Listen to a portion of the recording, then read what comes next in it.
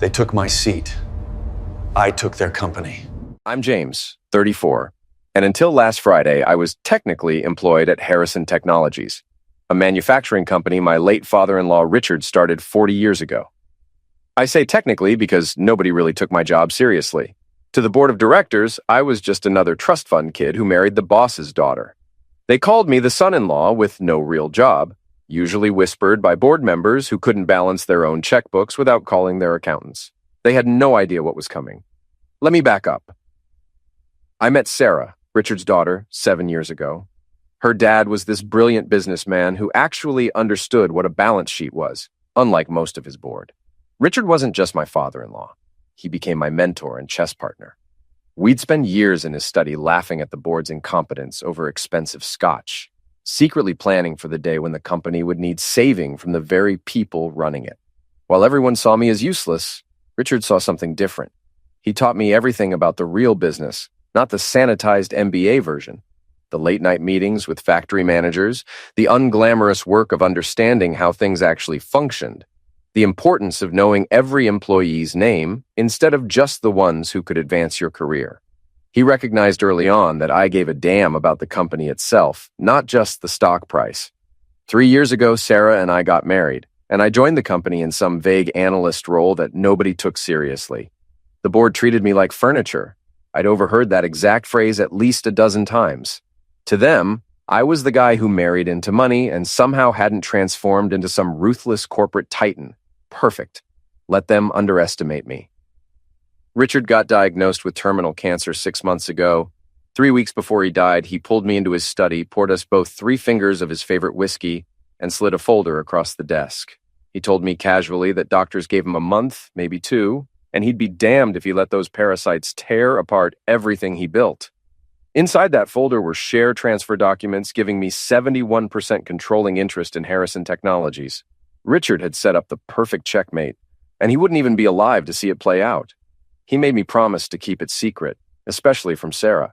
He loved his daughter, but knew she didn't understand what it took to actually run a company.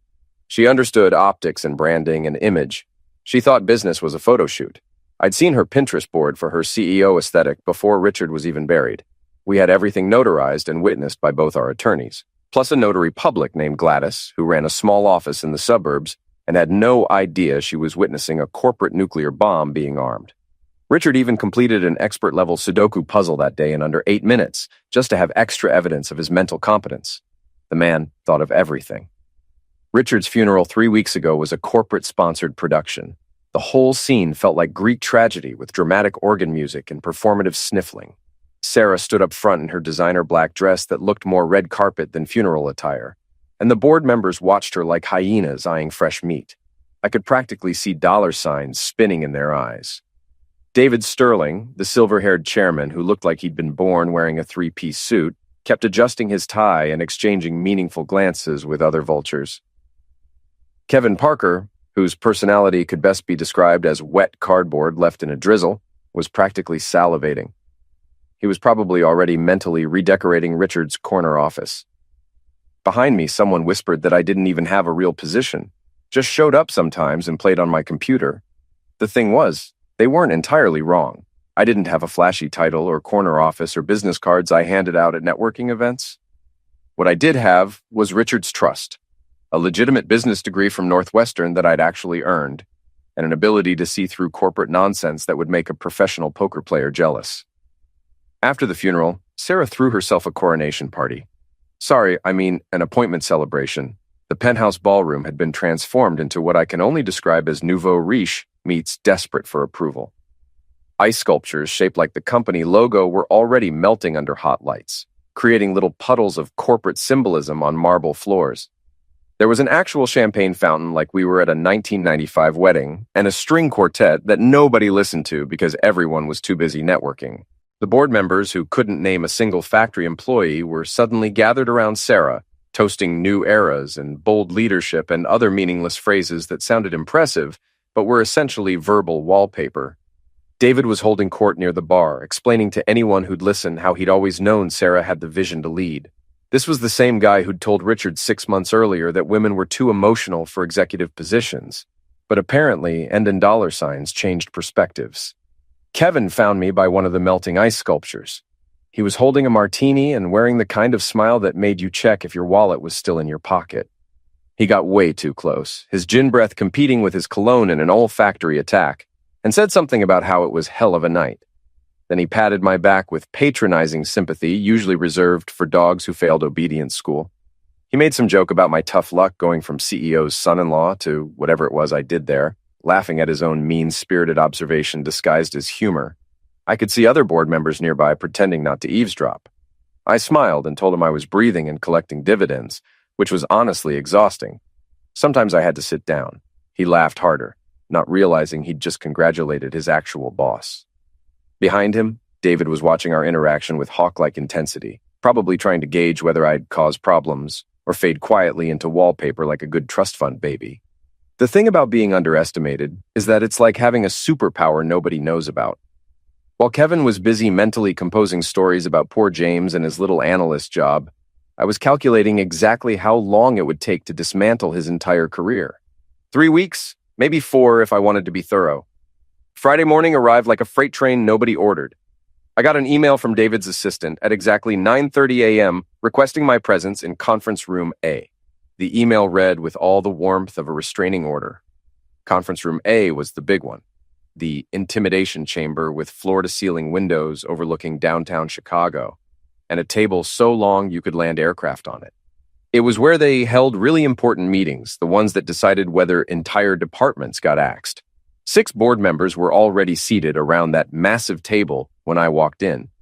David sat at the head naturally because he'd probably sleep in that chair if his wife let him. Kevin was to his right, wearing a smile that suggested he'd been practicing in the mirror.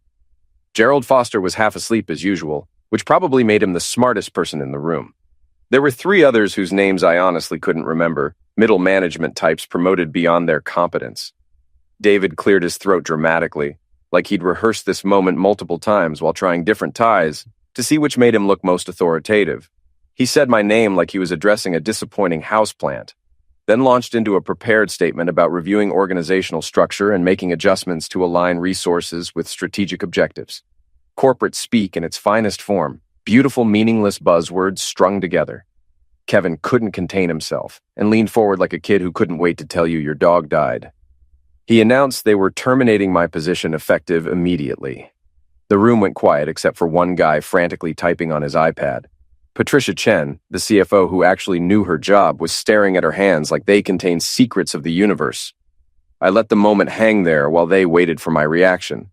They wanted begging, panic, maybe tears. The whole firing ritual depended on the sufferer playing their role correctly. Instead, I smiled and told them this was perfect. I'd been worried they'd make it awkward. I appreciated the efficiency and thanked them for not making me sit through an emotional HR exit interview. Their smiles flickered like faulty light bulbs. This wasn't the script. David's forehead creased in a way that suggested his Botox was working overtime. I stood up, straightened my tie, and gathered my things casually like I was leaving a coffee shop, not a career. I picked up the fancy pen they'd given me 3 years ago, now just an overpriced writing instrument. I told them it was just business, nothing personal. Companies evolve, people move on, circle of corporate life, and all that. As I walked toward the door, I could feel confusion radiating off them like heat waves off July asphalt. At the door, I turned back and gave them my best genuine smile. I told them it had been educational, that I'd learned so much about corporate governance, strategic planning, and the creative limits of expense account fraud. Patricia actually choked on air at that one. That weekend was glorious. I opened the safe, hidden behind an abstract painting in my home office that Sarah thought was just really boring art. She'd bought it at a charity auction because the artist was emerging and provocative, which meant he'd figured out how to charge $5,000 for what looked like a toddler's finger painting. Behind it was a biometric safe Richard had helped me install one weekend while Sarah was in Milan, doing whatever wealthy women do there. Inside lay the document that was about to turn Harrison Technologies completely upside down. The notarized transfer of 71% controlling shares, signed by Richard 3 weeks before he died, witnessed by his personal attorney, my lawyer Jennifer Chen, and Gladys the notary, who had no idea what she was witnessing. The paper was heavy, expensive quality that screamed important legal document just by existing. I texted Jennifer a photo with a simple message asking how our position looked after they'd fired me. Her response came in under 30 seconds. She'd had 3 separate firms review it. The transfer was legally binding and ironclad. She told me to sit tight and let them dig their own graves, then congratulated me on the termination with its hilarious timing. I did exactly what Jennifer suggested. I sat tight and watched from the sidelines as the board popped champagne, reshuffled management positions like musical chairs at a cutthroat birthday party, and spread rumors that I was emotionally unstable. The rumors started circulating by Monday afternoon. I heard about them from Dave, the security guard in the lobby, who'd always been friendly because I actually learned his name and asked about his kids. He told me people upstairs were saying I'd had a breakdown, which he called nonsense because I was the most normal person in the building. By Wednesday, the rumor mill had evolved to creative fiction.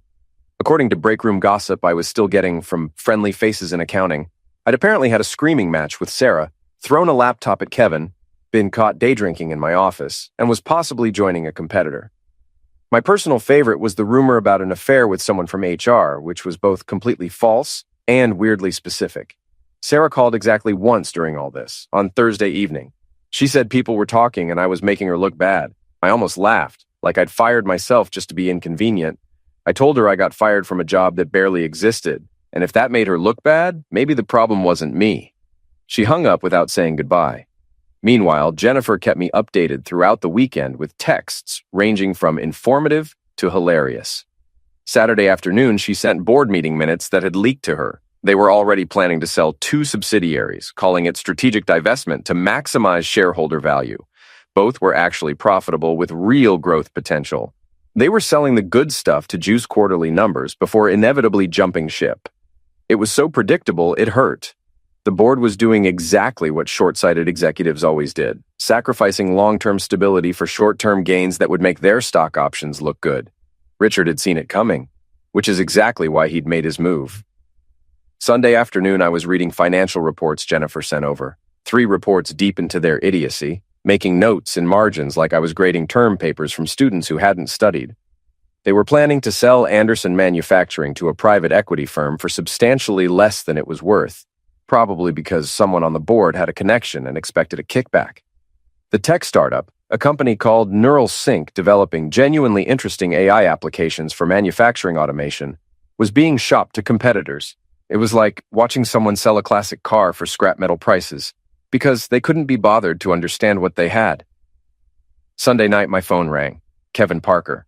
I stared at his name for 10 seconds, debating whether answering would be worth the entertainment value. Curiosity won. He had that forced cheerfulness of someone who was either drunk or about to ask for something, possibly both. He asked how my weekend was, how I was processing everything after the termination. I told him I was processing my emotions and contemplating life choices. Also made waffles. They were excellent. There was a pause, like he was trying to figure out if I was being sarcastic. I was always being sarcastic. He said he was calling friend to friend, totally off the record, because he knew a guy at a small firm downtown who was always looking for talented people. He could put in a good word, help me land on my feet. The condescension was so thick you could cut it with a knife. Kevin was offering me an entry-level analyst position, like he was doing me some enormous favor, like throwing a life preserver to a drowning man. I asked if the firm needed someone to buy them out by Monday, because I had some capital freed up and was always interested in investment opportunities. Complete beautiful silence. I could practically hear gears grinding in Kevin's head. He finally managed to say he meant like an analyst position, entry-level stuff to get me back in the game.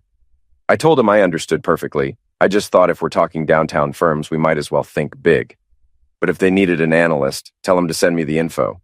Kevin didn't get the joke. He never got jokes unless they were explained in PowerPoint format with supporting documentation. Monday morning, I put on my best Navy suit, the one Sarah once said made me look like a well-paid accountant. I'd taken it as an insult at the time, but now realized it was perfect. Accountants were underestimated and overlooked, the kind of people who quietly kept track of where all the bodies were buried. I paired it with a crisp white shirt, a burgundy tie Richard had given me 2 Christmases ago, and cufflinks that had belonged to his father. The Harrison building looked the same on Monday morning, glass and steel reaching into the Chicago sky with the company logo emblazoned on the side in letters visible from space. Security stopped me before I even made it to elevators. Dave wasn't there. Instead, it was Marcus who looked like he'd played linebacker in college and took his intimidation job very seriously. Janet from HR had to escort me upstairs. The same Janet who'd processed my termination paperwork Friday with the emotional investment of someone filing a TPS report. We rode up in silence, her clutching her tablet like a shield, me humming the theme from The Good, the Bad, and the Ugly, because if you're having a showdown, you need the right soundtrack. She finally said this was highly irregular. I told her I appreciated that, I knew it wasn't in her job description, and I'd always found her professional. She asked if I was about to do something crazy. I asked her to define crazy because from where I stood, what was crazy was a board selling off profitable subsidiaries to pad their portfolios. I was just there to have a conversation. I walked into the boardroom and every single face froze in that special way faces do when someone they definitely weren't expecting shows up. Kevin nearly choked on his coffee, sputtering like an old lawnmower trying to start. David's expression cycled through confusion, recognition, and the beginning stages of understanding that something had gone very wrong with his Monday morning plans. I greeted them cheerfully, set my briefcase down with a solid thunk, apologized to Patricia for being gender exclusive, and commented on the beautiful morning. I'd actually seen a cardinal on my way in. They say that's good luck. David squinted at me like a mirage that might disappear if he blinked hard enough. He said slowly that I didn't work there anymore. I agreed completely. Very true. They'd fired me Friday. I remembered clearly, quite the production, very dramatic. Although Gerald falling asleep halfway through kind of undercut the gravitas. Gerald jerked awake at his name, asking what happened. I continued, ignoring his protests. While I didn't work there anymore, I owned there, and that made meetings complicated. I dropped the folder on the table, right in the center where everyone could see it. The sound of paper hitting polished wood seemed louder than it should have been. The folder was clearly labeled Transfer of Controlling Interest, Harrison Technologies, Inc. Kevin reached for it first, his hand shaking slightly. I watched his face go through initial confidence, growing concern, dawning horror, and complete devastation. He whispered that this couldn't be real, but his voice cracked in a way that suggested he knew it absolutely was. He started saying I expected them to believe that Richard would hand over controlling interest to me, to someone who didn't even have a real job, someone who couldn't even hold down a basic analyst position. His voice climbed in pitch with each word until he sounded like he was auditioning for high school theater. I held up one finger. First, they fired me, so the whole couldn't hold down narrative was revisionist. Second, believe whatever helps them sleep at night. I didn't need faith. I had documents, mountains of them. Notarized, witnessed, reviewed by multiple legal teams and filed with the SEC. Legal documents don't care about feelings. David finally found his voice, strangled. He said this could destabilize the entire company, their shareholders, their investors, market confidence. I interrupted. They already did that. They'd been doing it for years. I was there to fix it. Think of me as a very polite hurricane.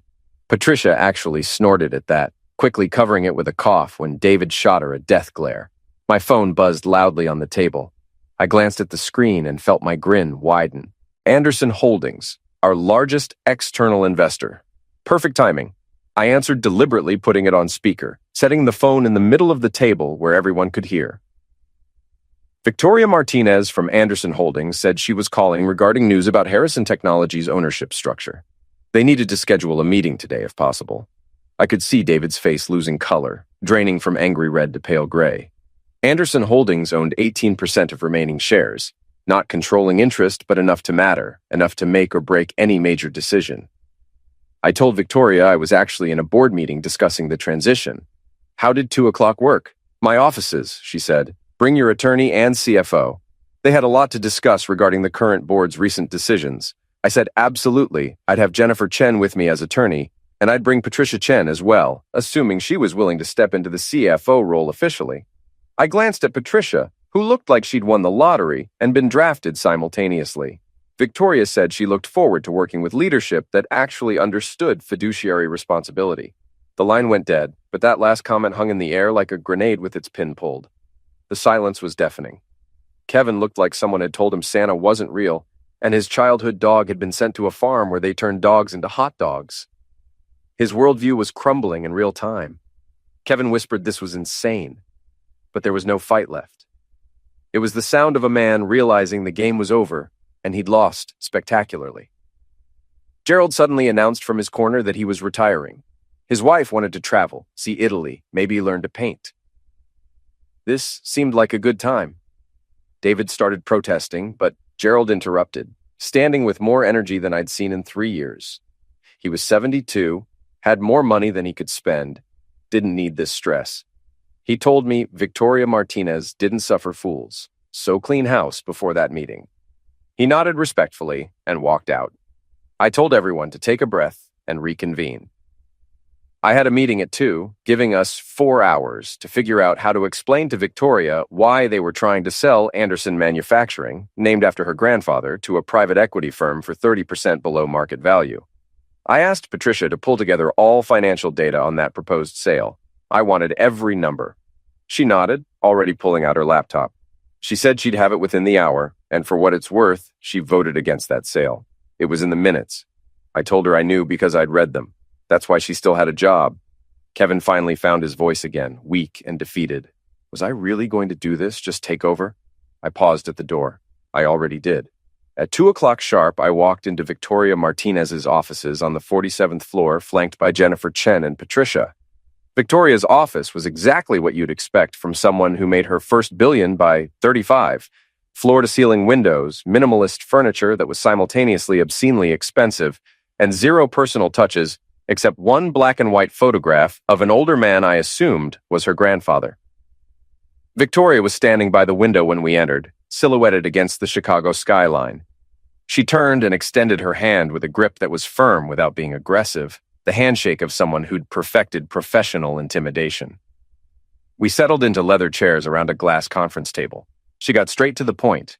Anderson Holdings didn't support chaos. They had 18% of Harrison Technologies, making them our largest external investor. When Richard was alive, they had confidence. When Sarah took over, they had concerns. Now, I was telling her I'd been majority shareholder this entire time, and she needed to understand what that meant for their investment. I matched her directness. I only caused chaos when necessary, and right now it was very necessary. The board had been running Harrison like a personal ATM for years, about to sell her grandfather's company to a private equity vulture for pennies on the dollar. I pulled out Patricia's folder. Cost freezes on all executive compensation until we stabilized. Full audit of every department to identify where we were hemorrhaging money and talent. Leadership cleanup, anyone who couldn't justify their position got voted out. And investor transparency with monthly reports on everything, not sanitized nonsense. Victoria read through it with the speed and focus of someone who actually understood what she was looking at. Minutes passed in silence. My phone buzzed. Jennifer's personal cell she only used for emergencies or good gossip. The message said they were trying to claim Richard was mentally unfit when he signed. David hired a hotshot firm to challenge the share transfer, filing in court tomorrow morning. I almost laughed. Of course they were. I texted back telling Jennifer to send them Richard's medical clearance from 3 weeks before he signed and include a Sudoku puzzle. Tell them Richard completed it the same day in under 8 minutes, expert level. For irony, Jennifer responded that I was her favorite client and she'd bill them for the puzzle. Victoria looked up, catching my smile. Good news? The opposite, actually. The board was trying to challenge the transfer by claiming Richard wasn't mentally competent filing tomorrow. Instead of concern, Victoria smiled, something almost predatory. If my shares stood, they'd back me fully, 18% voting with my 71%. If they managed to overturn it, they were pulling their entire investment within 90 days and shorting our stock on the way out. She wanted competent leadership and didn't care who provided it, but wouldn't watch her grandfather's legacy get pillaged by idiots. We talked strategy for another hour. Specific cuts, potential hires, timeline for the audit, communication plans. Victoria was sharp, asking questions that cut straight to the heart of issues and pointing out problems I hadn't considered. By the time we wrapped, I had a headache, 17 pages of notes, and grudging respect for someone who could make me feel simultaneously incompetent and motivated. Tuesday morning arrived crisp and clear, ironic considering I was spending it in courthouse watching desperate men try to rewrite history. Circuit Court of Cook County wasn't anyone's idea of fun. All institutional beige walls, uncomfortable benches, and the faint smell of stress and defeated dreams. David was there with Richard Thornton, who looked exactly like an expensive lawyer should. Silver temples, three-piece suit probably costing more than most monthly rents, and an air of superiority suggesting he thought Judge Judy was lowbrow entertainment. Kevin was there looking like he hadn't slept. Patricia had positioned herself on our side of the aisle, already having made her choice. Judge Patricia Morrison entered, maybe 60. Gray hair and a no-nonsense bun. Reading glasses she looked over rather than through, giving her perpetual expression of being deeply unimpressed with everyone's nonsense. I liked her immediately. Richard Thornton stood with theatrical flourish that suggested he'd practiced this movement in front of mirrors. He claimed a grave injustice had occurred. Richard had been manipulated in his final days by me into signing away controlling interest while undergoing intensive chemotherapy on significant pain medication, not in condition to make sound business decisions. Jennifer didn't wait to be called before standing. Judge Morrison told her to please save some time. Jennifer said everything Thornton just said was demonstrably false and frankly insulting to Richard's memory. She had medical clearance from his oncologist dated the same day as signing, confirming he was of sound mind and not under influence of any impairing medications. She had testimony from notary Gladys Henderson, who spoke with Richard at length and found him completely lucid. She had testimony from his personal attorney, confirming Richard understood exactly what he was doing. Then she paused for dramatic effect, pulling out paper with flourish matching Thornton's theatrics. They had a completed expert-level Sudoku puzzle Richard finished the same day in under 8 minutes with perfect accuracy. I had to bite my cheek to keep from laughing at the expressions. Thornton looked like his law degree was being recalled. David went through 7 shades of red. Kevin just stared at the puzzle like it was ancient Sumerian. Judge Morrison repeated slowly, "A Sudoku puzzle?" Jennifer confirmed she was submitting it as a supplementary evidence along with medical documentation, legal testimony, and notarized statements. But yes, a man completing expert Sudoku in under 8 minutes was clearly capable of understanding a share transfer. If Thornton wanted to attempt the same puzzle under similar conditions to prove it wasn't indicative of mental acuity, she was happy to provide one. Several people in the gallery actually laughed, including the court reporter who tried covering it with a cough. Judge Morrison's lips twitched, fighting a smile. Thornton adjusted his glasses, trying to recover, claiming the timing was suspicious. Richard dies, and suddenly his son-in-law, who held no significant position, owns 71%, Jennifer countered smoothly. The timing was suspicious because Richard knew he was dying and wanted to protect his company from exactly what was happening now. He watched his board run Harrison like a personal piggy bank for years, prioritize short-term gains over long-term stability.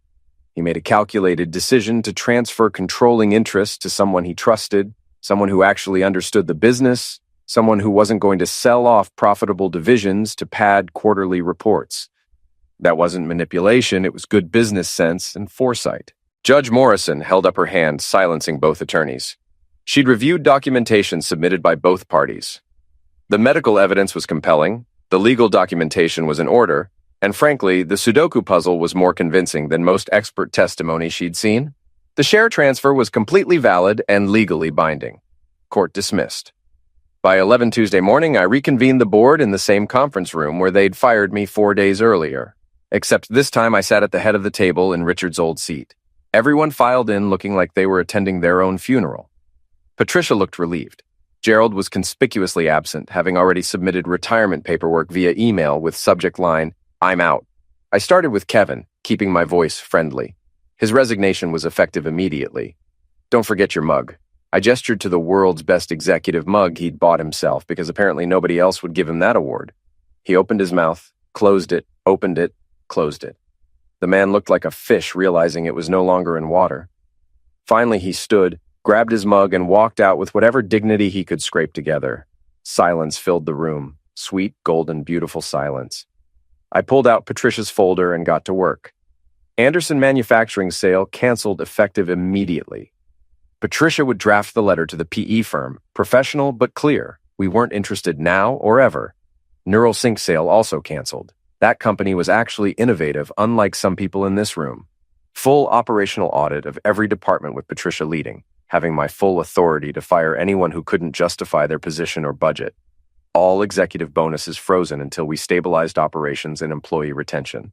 I knew that would be tough, but surely they'd survive on 6-figure base salaries. Try cutting back on golf club memberships if money got tight. By afternoon, the press had picked up the story, spreading through financial news like wildfire. Bloomberg ran, "Fired executive revealed as 71% owner of Harrison Technologies." Wall Street Journal went with "Corporate coup, how Richard Harrison's son-in-law took control from beyond the grave." CNBC brought me on for a remote interview where the anchor asked point blank how I responded to critics saying this was manipulation of a dying man. I replied my critics should read medical documentation and court ruling before making accusations they couldn't back up. Richard was one of the smartest businessmen I'd ever known who made a calculated decision to protect the company he built. If people wanted to call that manipulation, they were welcome to their opinion, but the law disagreed. And about firing board members on my first day, technically my fifth day, but who's counting? Kevin was trying to sell profitable divisions for personal gain. That wasn't management, that was looting. I wasn't there to play nice with people treating Harrison like an ATM. The interview went viral. By 5 o'clock, I had 3 voicemails from other outlets, 2 podcast interview requests, and 1 interesting offer from 60 Minutes wanting to do a segment on corporate succession in family businesses. Sarah called at 6:30, right as I was packing to head home. She screamed before I even got the phone to my ear about how I'd humiliated her.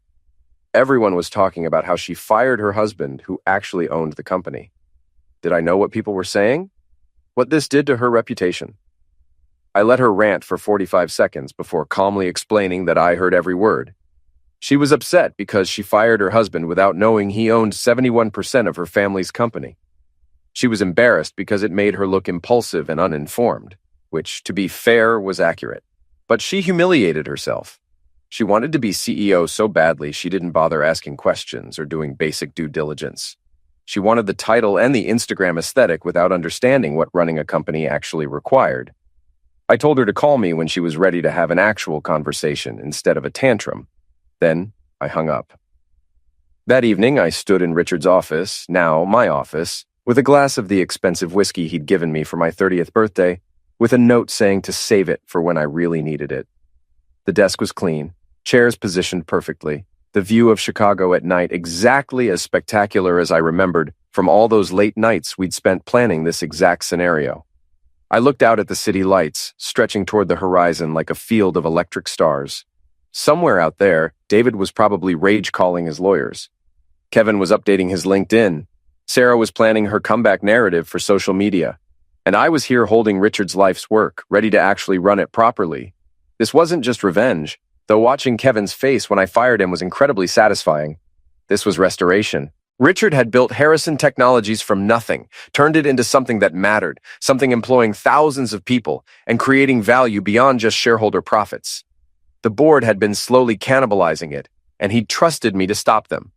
I raised my glass to the city skyline, to the empty office, to Richard's memory, to whatever came next. The real work was just beginning. We had audits to conduct, departments to restructure, employees to protect, and a company to actually run properly instead of bleeding dry.